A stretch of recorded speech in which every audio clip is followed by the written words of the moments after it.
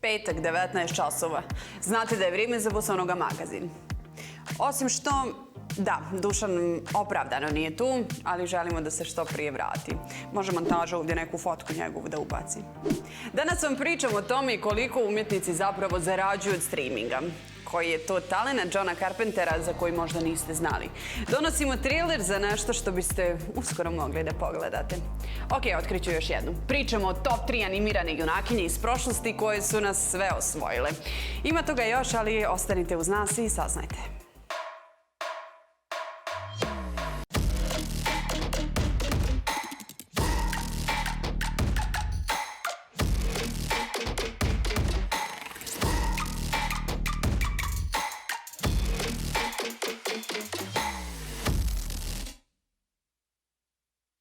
Na ogromne cifre slušanosti raznih autora koji su se pojavile na listama servisa Spotify, između ostalog i repera Bad Bunny-a koji je bio i naša faca sedmice. Malo ko je postavljao pitanje koliko je to u novcu.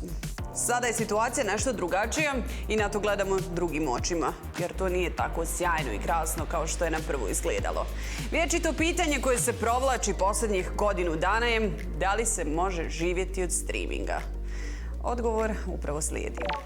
Million times, oh, why can't you just let me go? Na osnovu ankete koje su zajedno u Velikoj Britaniji sprovele The Ivers Academy of Music Creators i Musicians Union, čak 82% muzičara zaradilo je manje od 220 € prošle godine preko streaminga, uključujući čak i zvijezde sa višemilijonskim brojevima. Čak 92% ispitanika reklo je da je manje od 5% njihove zarade došlo do ovih usluga prošle godine, dok je 43% potvrdilo da su zbog nedovoljnog prihoda tražili novi posao van muzičkog biznisa. Graham Davis, izvršni direktor The Ivers Academy, jednog od najvećih profesionalnih udruženja autora u Evropi, koje podržava, štiti i zagovara interese svih radnika u industriji, izjavio je da je ovo još jedan dokaz da su izvođači podcijenjeni. Dodao je da previše novca za streaming ide kompanijama koje nude ovu uslugu i da su to zastarjeli modeli koje treba promijeniti. Zanimljivo je da su se rezultati istraživanja pojavili usred aktualne istrage britanske vlade o uticaju poslovnih modela kojima upravljaju Spotify, Apple Music, Amazon Music i Google Play. Prošle godine je u Velikoj Britaniji ostvareno više od milijardu funti prihoda od 114 milijardi streamova, ali je za muzičare od te sume izdvojeno samo 13% od ostvarenog prihoda.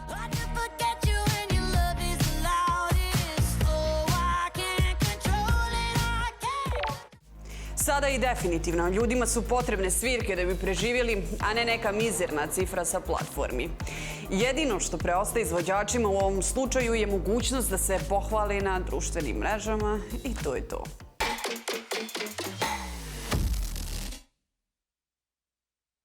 Svi ljubitelji čuvene mafijaške porodice Soprano iz New Jerseya mogu se radovati jer imamo odlične vijesti na temu Tony i njegova krimi ekipa.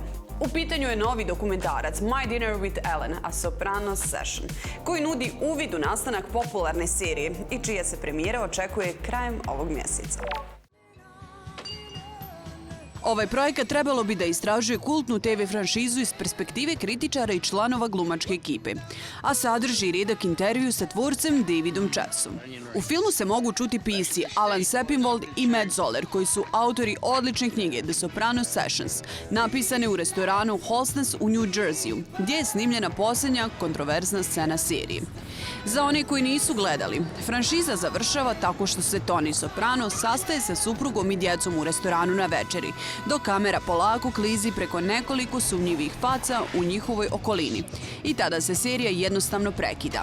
Način na koji je urađeno finale izazvao je velike podjele, jer ga dio publike slavi zbog originalnosti, dok ga drugi napada jer je ostao nedorečen. Sama serija emitovala se od 1999. do 2007. i pratila je mafijaša Tonija Soprana, kojeg je maestralno glumio pokojni James Gandolfini, i poteškoće sa kojima se on suočava kada pokušava izbalansirati porodični život i vođenje kriminalne organizacije, zbog čega ide čak i kod psihijatra.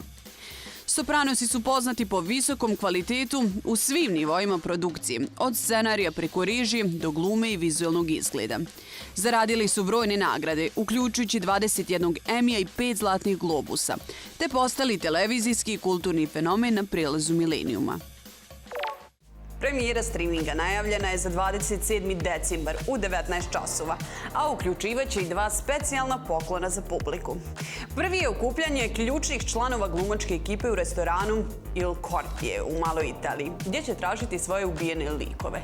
Drugi bonus za fanove jeste pomenuti intervju sa kreatorom Davidom Chaseom, podsjećajući na njegove uspomene iz djetinjstva u Njujorku i planove da Soprano se izvede na veliki ekran.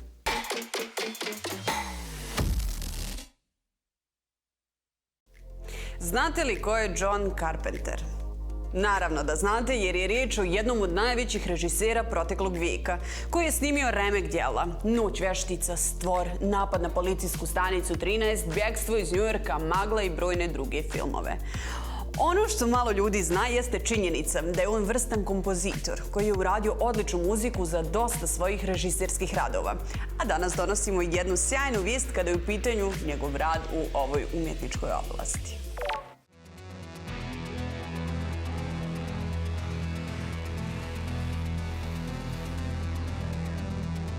Carpenterov novi album namjenske muzike pod nazivom Lost Themes Third Live After Death izlazi 5. februara, a dolazi nakon još 2 Carpenterova izdanja originalnog soundtracka nadahnutog njegovim filmskim temama iz 2015. i 2016. godine. Nova zbirka donijela je i ponovljenu saradnju sa njegovim sinom Codyjem i Danielom Davisom, koji su bili kao instrumentalisti na prethodnim projektima iz ove serije.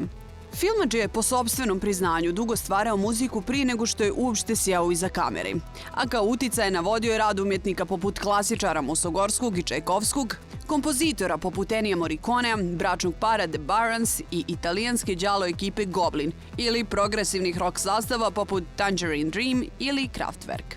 Kao režiser radio je u raznim žanrovima. Najviše se ipak povezuje za horor, akciju i naučnu fantastiku 70. i 80. godina. Već od svog prvog ostvarenja Dark Star prihvatio je sintisajzere, a njegove teme inspirisale su naredne generacije umjetnika.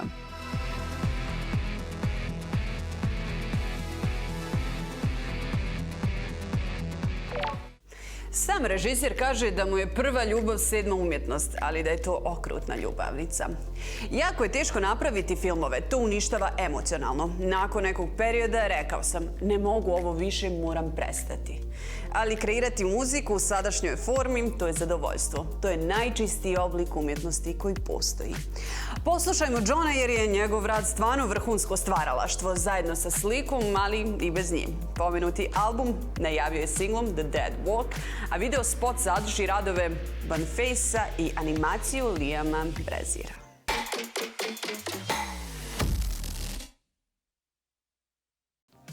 Legendarni japanski studio Ghibli nakon decenija rada i stvaranja brojnih uspjeha u vodama klasične 2D, po prvi put se okušao u polju kompjuterske CGI animacije sa filmom Earwig and the Witch. Reditelj je Goro Miyazaki, a to je njegov prvi projekat nakon hvaljenog From Up on Poppy Hill iz 2011. koji je odlično prošao i kod kritike i kod publike. Novo djelo predstavlja adaptaciju dječje knjige Indiane Jones i donosi priču o grupi siročića koji se nađu u borbi sa zlom vješticom uz mnogo elemenata fantastike, odlične muzike i jedne čudesne mačke. Premijera se očekuje nekada početkom 2021. A do tada bacite pogled na ovaj odličan trailer. 孤児院で暮らす少女アーヤ。ここでは全てが彼女の思い通り。おじさんのパイは世界で一番美味しくて素敵な匂いがするんだもん。ランチを楽しみにしておきな。昨日の晩子供たちが幽霊の格好をしてそれ私がやったの。園長先生とお別れするのが一番嫌。あいやあなたって子はほらこれみんなには内緒よ。私園で一番の幸せ者ね。どっか別のところで暮らしてみたいと思ったことないの？ここではみんな私の言う通り。しかしそんなある日、アーヤを引き取りに来た謎の2人。これにするよ。なんでこうなっちゃったわ私の名前はベラヤーガ、魔女だよ。あんたをうちに連れてきたのは手伝いが欲しかったからだ。しっかり働くなら痛い目に遭わせたりしない。け？じゃ決まりね。おばさんが私に魔法を教えてくれる代わりに私がおばさんの助手になってあげる。熱いお茶を飲んだら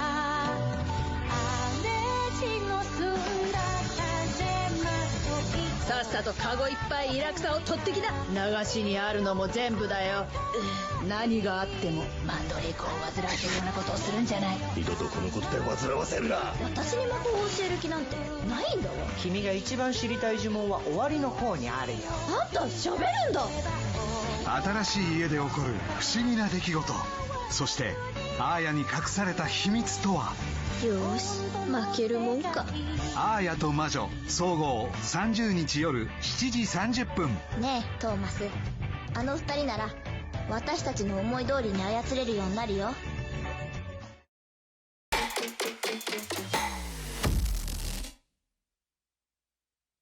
U prošloj emisiji predstavili smo trailer za dolazeći Disneyev film Raya and the Last Dragon, koji ponovo ima jednu heroinu u glavnoj roli.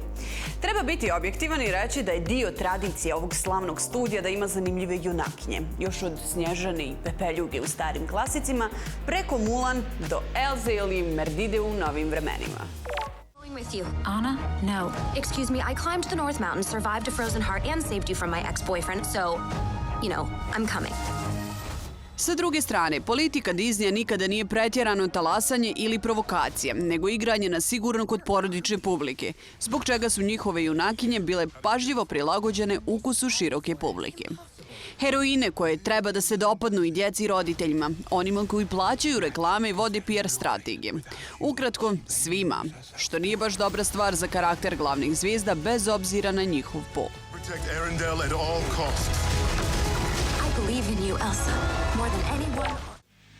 Zbog toga smo odlučili da izaberemo 3 dame, koje su, svaka na svoj način, pomjerile standarde i podigle kvalitet ženskih likova u svijetu moderne animacije. Shrek je bio crtač koji po Disneym nije imao šansu, ali je na kraju dobio priliku u DreamWorksu i razbio kino blagajne. I možda je muški trol dao ime ovom ostvarenju, ali je njegova ljubav, princeza Fiona, na kraju osvojila srce publike. Kao što znamo, ona nije bila tipična princeza. Iako je bila zatvorena u kuli godinama i čekala svog viteza, usput je naučila da se bori i brani. Da popije piće i da podrigne nakon toga, a potom ženski snažno dovede porodične stvari u red, zezajući usput sve dobre junakinje iz Disneyevih bajki. He's basically saying is he likes to get paid. Oh, and a nugget in the bush, rub the lady by the tush. That's bad. That's bad. That's bad. That's bad. When the beauty's with the beast, it makes me awfully mad. He's mad. He's really mad. Now I'll take my blade and ram it through your eye. Keep your eyes on me, boys, cause I'm about to start.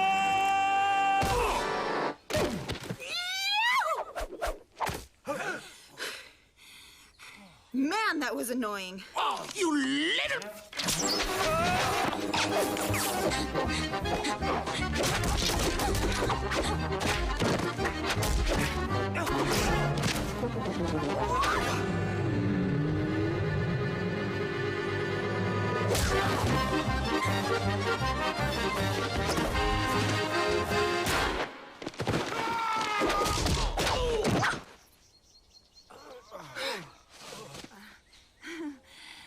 Shall we?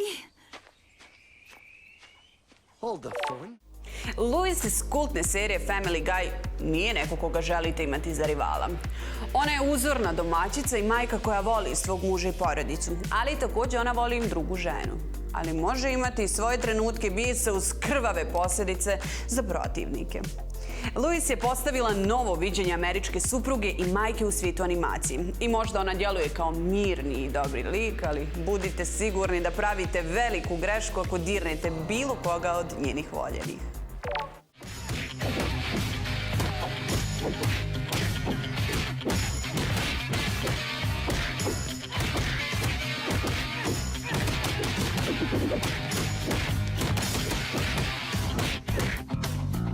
Rising up, back on the street. Did my time, took my chances. Yeah, okay.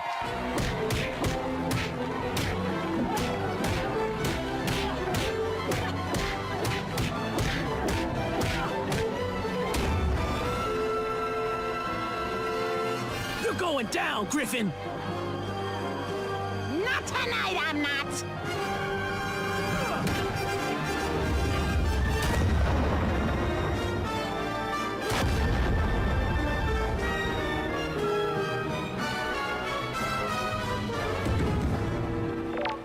Ipak, jedna je kraljica nove generacije junakinja u animiranoj umjetnosti. Prosto ona već 3 decenije hrabro ženski brani svoju titulu. Naravno, to je dama neuništive plave frizure, čeličnog karaktera i velikog srca. Marge Simpson. Ostati uz muža, poput blesavog Homera i 3 potpuno različite djece, nikad ne gubiti strpljenje i biti čvrst u svoje najdraže je umjetnost za sebe. Kada usput spasite svoj grad, svoju zemlju, a nekoliko puta i cijelu planetu, a pritome ne tražite ništa za sebe, onda ste kao gospođa Simpson. Heroina bez premca. Lisa, cut off the crust. Double bologna for home. Mom, can you see my lucky red cap? Mom, where's my lucky red cap? Mom, I hate those pimento things. They make me gag. Marge, I split my pants again. Could I have 2 sandwiches today? Make the bologna sandwiches too. Could I have 2 slices of bologna? One at a time! Double bologna, double bologna. Don't forget to make it double bologna because you can hardly taste the bologna. Enough! There you go, Lisa. No pimentos. Bart, your hat's where you left it, behind the toilet. Homer, I'll sew your pants, but I'm out of bologna. Thanks, Mom. Thanks, Mom. Don't! Videos to return, grocery list, flea dip for the cat, Homer's dry cleaning. I think that's everything. Marge, can you take my ball to Nick's today? A bottle cap got lodged in the finger hole.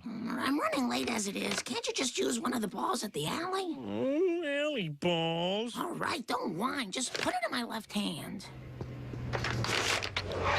Kids, hurry up or you're going to miss your bus. No way. Never happened.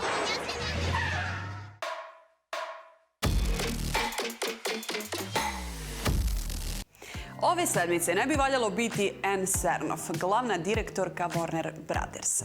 Odluka koju je donijela zajedno sa direktorom AT&T-a Johnom Stankijem za mnoge filmske radnike bila je neočekivana i pogrešna. Najglasnije se čuo ponos indika ovog studija, Christopher Nolan, koji sa njima sarađuje još od 2002. Njegov komentar zvučao je kao so na ranu za koju predstavnici Warnera i ne znaju da postoji. Mnogi radnici i zvijezde otišli su u krevet radeći za najveći filmski studio, a probudili se kao zaposlenici najgoreg streaming servisa. Ako ne znate o čemu se radi, slijedi objašnjenje. Warner je najavio izlazak svih svojih 17 naslova za iduću godinu na streaming servisu HBO Max. To uključuje i famoznu Dinu. Naravno, Denis Villeneuve je poznat po isključivosti kino formata u svojim pričama, pa još više čudi ova naprasna odluka. Zašto bi jedan filmski studio, dom desetine uspješnih i uticajnih stvaraoca, izdao svoju radnu snagu ovakvim potezom?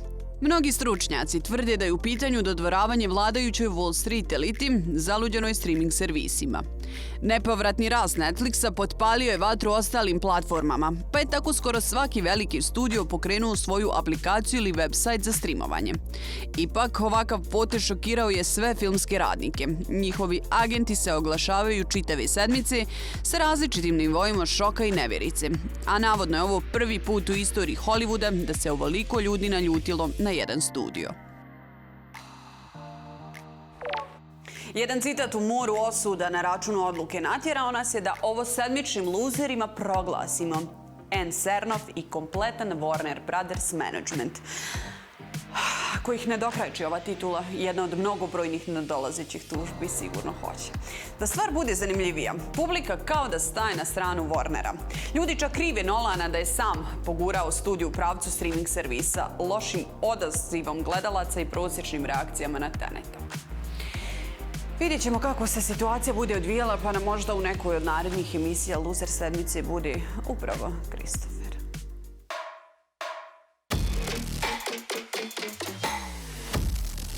Grupacija Universal Music saopštila je da je kupila autorska prava na pjesme muzičara Boba Dylana. Za sada se ne zna cijena ugovora, ali list New York Times spominje iznos od više od $300 miliona.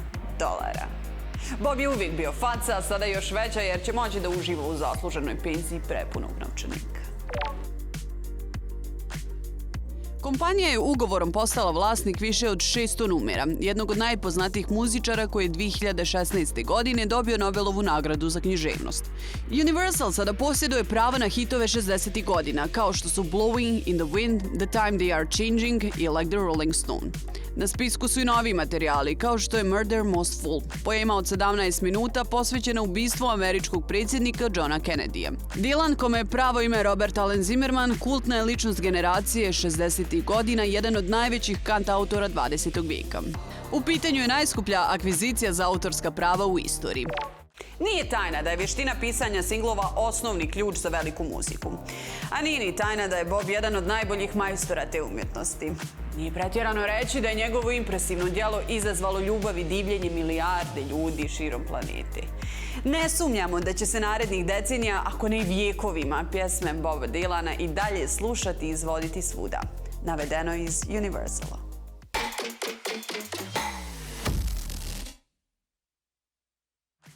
Reditelj Steven Soderbergh bit će jedan od producenata naredne ceremonije 93. dodjele Oscara zajedno sa Stacey Sher i Jesse Collinsom. Za sve troje ovo je prvi put da radi na kreaciji Oscara. Izbor čovjeka koji je režirao film Zaraza mogao bi biti pravi potez u eri pandemije koronavirusa. Novi album pjevačice Miley Cyrus postao je njen prvi ulazak u Billboardovu listu pod nazivom Top Rock Albums. Izdanje Plastic Hearts debitovalo je na prvom mjestu na listi koje se zaključuje 12. decembra. Impresivan uspjeh za nekog ko je važio za pop zvijezdu i kraljicu tverka. Istorijska drama Vikinzi završava svoje emitovanje 30. decembra, kada streaming servis Amazon planira objaviti svih 10 epizoda posljednje sezone, a potom slijedi prikazivanje na kanalu History. I ne brinite, to nije pravi kraj, jer naravno slijedi spin-off serijal Viking Valhalla. Glumac Jason Momoa poklonio je Aquamanov trozubac mladom fanu tog filma koji se bori sa kancerom. On je saznao za 7-godišnjeg Dannyja Shihana i kontaktirao ga putem aplikacije FaceTime kako bi mu uručio ovaj dar. Lijep gest poznatog superstara.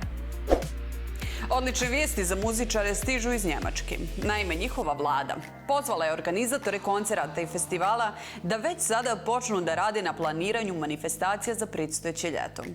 Kao svojevrsnu zaštitnu mrežu osigurali su garanciju za eliminaciju rizika od otkazivanja, koja iznosi čak 2,5 milijarde eura. Što je još bitnije, i ostale zemlje su najavile isto. Obožavaoce Spidermana oduševila je najava da će se u sljedećem nastavku glumačkoj postavi pridružiti zvijezde koje su bile angažovane u prethodnim dijelovima filmske priče o superjunaku. Tom Holland igra Marvelovog heroja na velikom platnu 2016. godine. U ekipi nastavka će prema najavama biti Alfred Molina i Jamie Foxx, ali i Tobey Maguire i Andrew Garfield.